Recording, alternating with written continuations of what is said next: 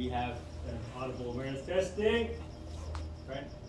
To know that, and we have our visual indication that I'm attempting to push volts in this case. So what do we think should happen, real quick, while it's thinking?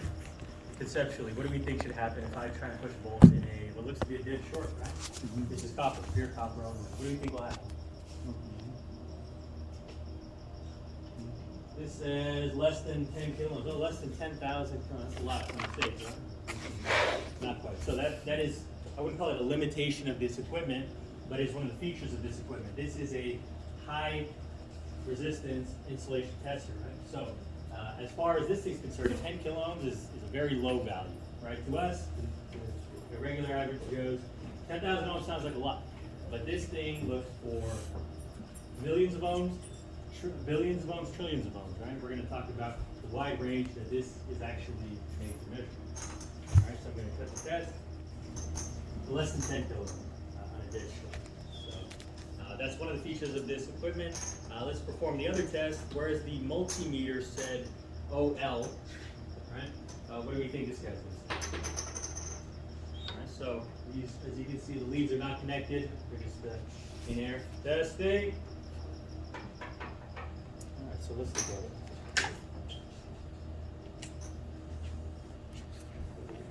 So our first column will be multimeter, right? And then our next column will be our okay. So the first test we performed was the closed test. I'll let that run. Yeah, I'll continue to let that run. So when we performed the closed test, that was shorting the leads together, we heard the audio, and what did the, I'll stop the test now. What did the multimeter say?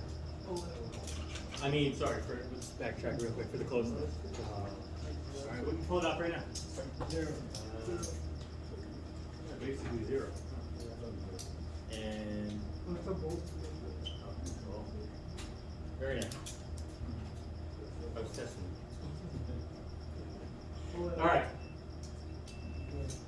What do you see?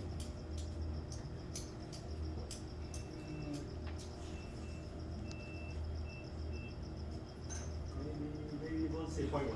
Let's say 0.1 because we were seeing something, right? So we're seeing 0.1 ohms. Whereas the closed test on this guy said, do you remember what it said? Less than 10. KO, or 10,000. That's kind of strange. Do we think there's much, tangible difference between this copper and this copper? Questionable, highly questionable. Okay, so now we're on to the open test. We know that this guy, and it's open, says what? Well. And for this guy here, Greater than 500 gigaohms. Greater than 500 gigaohms. So, pop quiz real quick. What does giga mean? What does giga mean in terms of metric frequency? Yeah, so this is 10 to the power of 9 to the power of 9. So this is 500 times 10 to the power of 9. Oh, and it says it's greater than that. All right? So we're talking about 500, not 500,000, not 500 million. We're talking 500 billion ohms. Greater than 500 billion ohms. You know, you feel like a speck in the universe sometimes? Same kind of thing. So, what's up with the big discrepancy here? Right? Why are they saying such vastly different things? Well, let me take a step back and say, what is this actually looking at? When I push the big red button and these are spaced apart, what are we measuring? Air. Air. Bingo. Just like you see resistance of, R is the symbol for resistance, and you'll have a subscript to say, resistance of a fuse or whatever it is. In this case, this is the resistance of air. The first one was the resistance of the leads. So subscripts will tell us, what are we actually looking at? So, is air a good conductor or a bad conductor? Yeah, it's a bad conductor, right? Because normally we don't normally see electricity jumping through thin air, except at very, very high voltage. We'll look at videos and examples of that. But in this case, this actually makes sense that there is a very high resistance because air is a very good insulator. It's a poor conductor, therefore it is a very good insulator. That's why you have your air circuit breakers, right? That's why you have your dry type transformers, because normally voltage doesn't just come through air because it is greater than 500 billion ohms. Good stuff. Okay, so the final test we're going to do is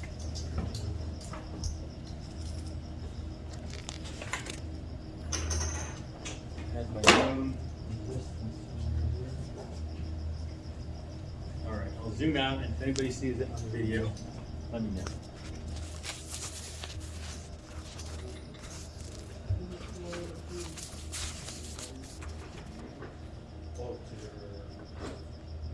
My left. This left? More right. To your right. To your right. My right.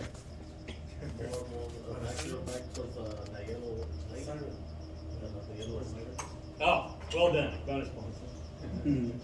Okay, cool. What does it say? Let me zoom in. This guy right here. It's a little blurry, but can anyone make out what this is? So, known resistance. And it says 10 megohms. 10 megohms. Metric prefix for megohms. What do you say? 10 to the 6. 10 to the 6. So 10 million. 10 million. Okay. Plus minus 50%. I don't know if that's a typo. Maybe it's 1.5. 50% is kind of ridiculous. But yeah, let's see how this guy does. And again, this is part of making sure we're using the right tool for the job. Does this equipment do what we need it to do for the job? So I'll connect to each end of this known resistance. That ain't yours. Try again. More slack.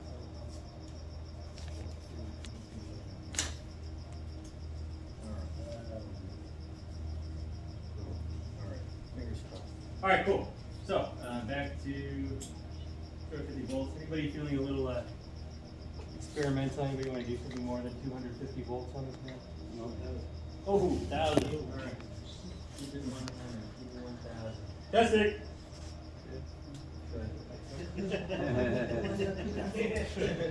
Okay, cool. Let's see what happens.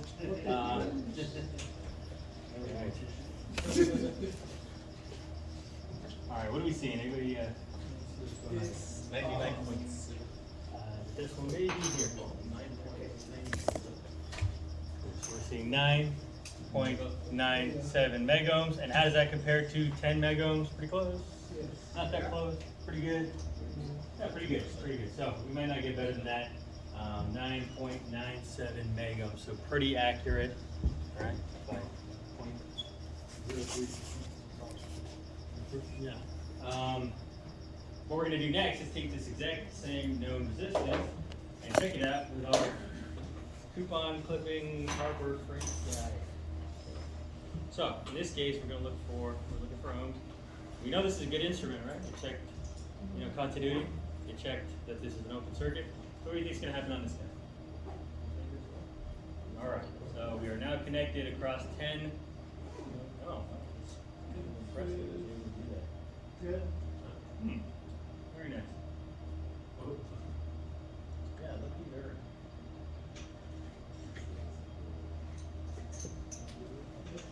Impressive. All right. So maybe Scott is using that Jeff Bezos money pretty well in some good meters. Yeah. All right. So unexpected because in previous labs it actually reads OL across very, very large things. So in previous versions of this experiment, it would have said OL. But either way, that's a good meter. So what conclusions can we draw from the data we acquired today? What do you think? The measure's not accurate. Or maybe it's more accurate, and you realize that,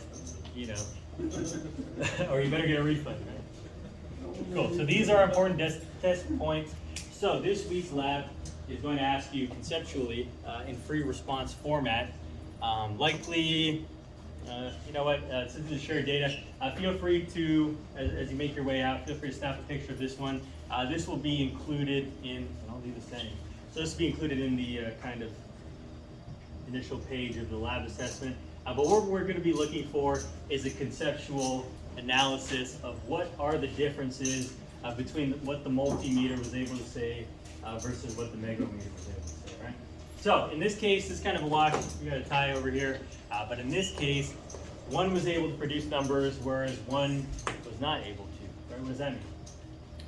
This one was able to say 0.1, versus this one was less than 10,000 ohms. Right? And so the conclusion we want you to be able to understand from this kind of walkthrough group lab is that, right tool for the job. The role of the megometer is to look at very, very high kind of astronomical values that we, as simple, humans cannot perceive. This is going to make a lot more sense as we actually test. Okay, now I remember which experiment I was going to do. All right, one more to add. All right, let me get another breaker here. Position. No spoilers, I'll just tell you it's off because you'll become well versed at analyzing that in Irfan's class. I can't steal too much of the material there. So right now, I'm going to connect across B phase, which is the middle phase of the circuit breaker, right in the open position. So right now, what is separating the line and load of the circuit breaker? What do you think? Yeah. There. So same kind of deal. We should expect a very high or low value because there is a good insulator. Testing. All right. Let's see what happens. So the last column we'll use. Oh, oops, not work. Review. What is that last one? Under air? Let me test for 1 minute. Testing. Leads. Leads. Leads. So just an example. Just to say the subscript of R is whatever you're looking at, right? So you could also say R of known resistor, which you could say is 10. But definitely I'm a believer in being diligent in your notation, calculations. Just carry them through. All right, cool. So this is going to run for 1 minute. I'm going to add a column here for CB, circuit breaker, in the, let's say, open position.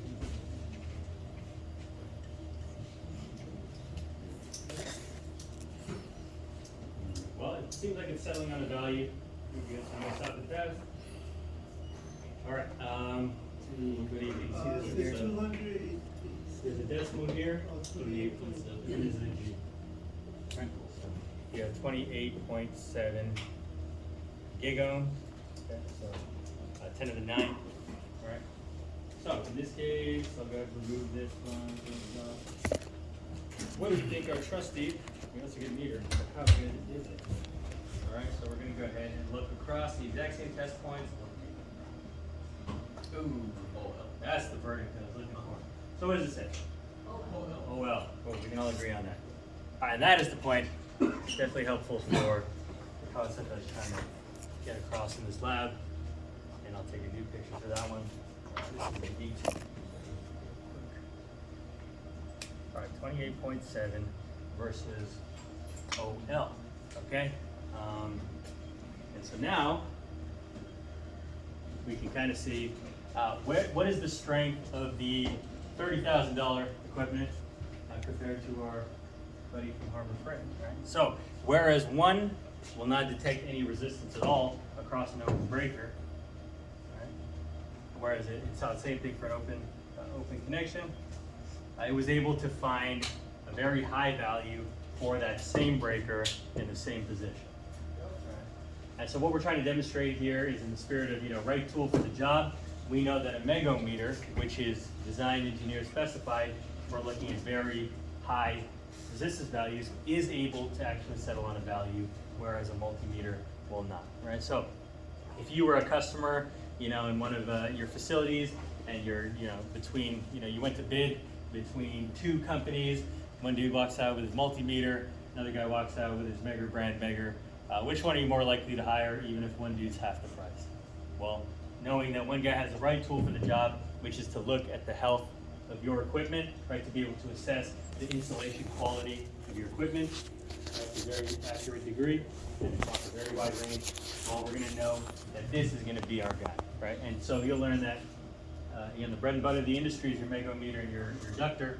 So that's why this instrument, all of you are going to be very well versed in its operation. Cool. So again, conceptually, that's what this lab will be based on. This data will be reproduced for you kind of in the initial page of the lab. But other than that, slides are up there for you to answer a 10 out of 10 on your quiz. You'll be here for your lab response. And feel free to stick around for some Live Dead Live as long as you'd like. But that's all I had for today. And we'll see you next time. Quiz is online? Yeah, they'll be uploaded after this one. Okay. Yeah. You did 10 questions? Yep. So it'll be a 10-question quiz and then a pre-response lab. Gotcha. Yeah, you're gonna miss the best. No, you'll be all right. So fundamentals, basic topics, just as long as you pay close attention to very material, you'll be all right. And if there are makeup labs like this, for example, even if the data's up there, we'll talk about it, about what we performed and what the data means.